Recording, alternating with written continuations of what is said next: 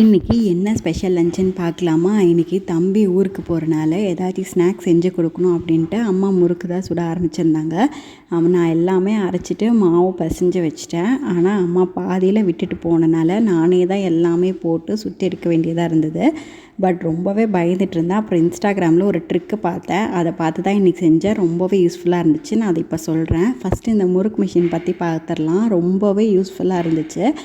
பழைய முறுக்கு மிஷினாக இருந்தேன்னா கை ரொம்பவே வலிக்கும். 10 to 5 தான் போட முடியும். பட் இதில் வந்து ஒரு 20 முறுக்குக்கிட்டேயே ஒரு இதில் போட்டுடலாம். ரொம்பவே யூஸ்ஃபுல்லாக இருந்துச்சு. என்ன மாதிரி எண்ணெய்கிட்ட போக மாட்டீங்க, தெடிக்கோ பயந்துட்டு இருந்தீங்கன்னா இந்த ட்ரிக்கை கண்டிப்பாக ஃபாலோ பண்ணி பாருங்கள். ஃபஸ்ட்டு ஒரு கரண்டியில் முறுக்கை பிழிஞ்சிட்டு அதுக்கப்புறமா எண்ணெயில் தூக்கி போட்டிங்கன்னா தெடிக்கவே தெடிக்காது. ஈஸியாகவே சுட்டு எடுத்துடலாம்.